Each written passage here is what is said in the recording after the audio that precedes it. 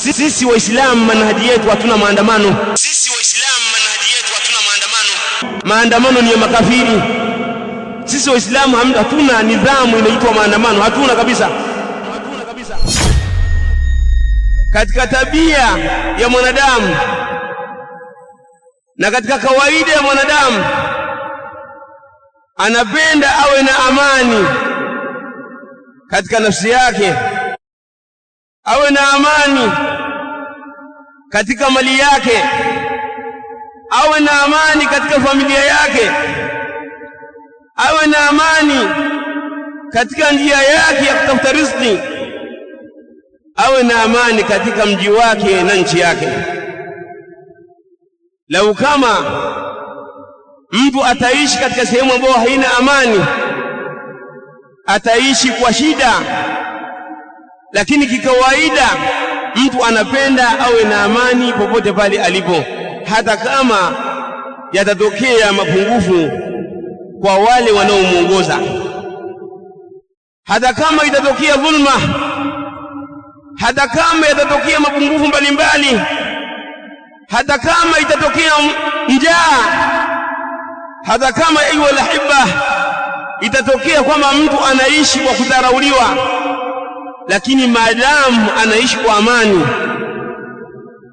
hapo atakuwa anaishi kwa usalama na atakuwa anaishi katika jambo bora ambalo kila mmoja analitamani kuwa nalo. Mtume sallallahu alayhi wasallam anasema, man asbaha minkum aminan fi sirbihi, yote yule ambaye ataamka hali ya kuwa ana amani katika familia yake, ana amani katika sehemu yake ya biashara, ana amani katika mali yake, ana amani katika njia yake, ana amani katika sehemu yake ya kazi, ana amani kwa watoto wake na wake zake na baba zake na mama zake. Mtu huyo ambaye ameamka hali ya kuwa na amani, muafan fi jasadi, anaishi hali ya kuwa na afya katika mwili wake, indahu qutu yaumi, ana chakula cha siku yake hiyo, hana uhakika wa kupata chakula cha kesho. Ana chakula cha siku ya leo, lakini chakula cha siku ya kesho hana. Mtu huyu Mtume sallallahu alaihi wasallam anasema, fakaannama hizat lahu dunya, huyu ni kana kwamba amepewa dunia yote. Mtu ambaye anaishi hali ya kuwa ni maskini kwenye nchi ambayo ina amani, mtu huyu ni kana kwamba anamiliki dunia nzima, tofauti na mtu ambaye ni tajiri hali ya kuwa anaishi katika maeneo ambayo hayana amani.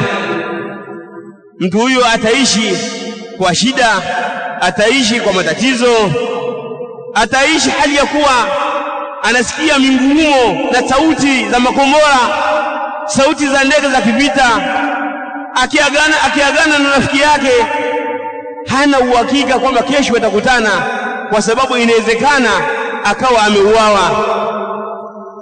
Ahibati fillah, al-amn lahu ahamiyatun kathira. Amani ina umuhimu mkubwa. Amani ayyuhal ahibba ina umuhimu mkubwa katika maisha ya binadamu, na ndio maana hata ar-rusul wal anbiya alayhimu salatu wasalam walikuwa mara kwa mara wanamuomba Allah subhanahu wa ta'ala aijalie miji yao iwe ni miji ya amani. Nabiyullah Ibrahim anauombea mji wa Makkah, anasema rabbi ij'al hadha albalada aminan mutma'inna, anasema ya Allah, tunakuomba ujalie huu mji wa Makkah uwe na amani, uwe na utulivu. Hili jambo linatupa kwamba kuna umuhimu wa kila mmoja kuliombea taifa lake, liendelee kuwa katika amani, liendelee kuwa katika utulivu. Kuna umuhimu mkubwa wa watu kuishi katika amani. Leo hii watu ambao wanaishi huko Kongo, huko watu ambao wanaishi Somalia, sehemu ambazo hawajapata amani, hata kama ana uwezo, hata kama ni tajiri, hawezi kufurahika na utajiri wake kwa sababu ya kukosa jambo muhimu, nalo ni amani. Miongoni mwa umuhimu wa amani ayu walahibba katika Uislamu, kwamba Uislamu umekataza kila jambo ambalo linapelekea katika uvunjifu wa amani. Kila jambo ambalo linaweza kuleta fitna, linaweza kuondoa amani ya watu, Uislamu umelikataza. Maneno ambayo yanaweza kuvunja amani, haya mambo yamekatazwa na Uislamu. Vitendo ambavyo vinaweza kuvunja amani vimekatazwa na Uislamu.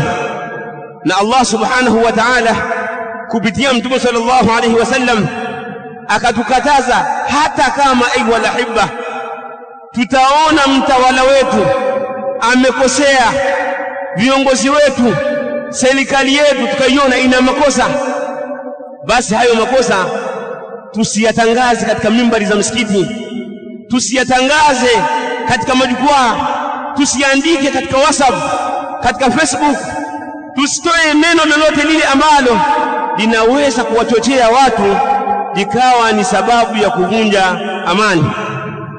Kwa wale ambao watakuwa na uwezo wa kuweza kumfikia mtawala, kuweza kuwafikia viongozi wa serikali, watawanasihi kwa siri, bali sio kwa kutangaza mbele ya watu.